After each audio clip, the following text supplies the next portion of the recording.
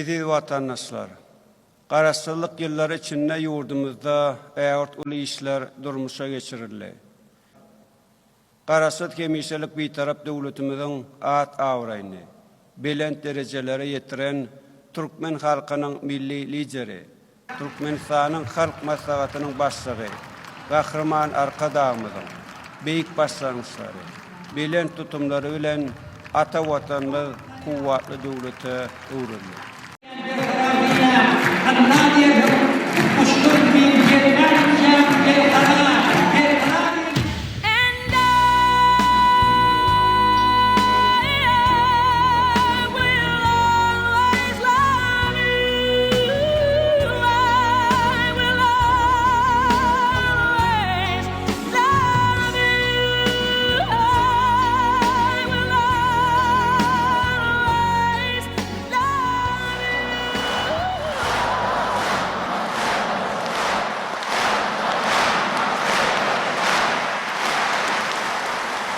Раз, два, три, четыре. До скорых встреч на мятых простынях цвета мак.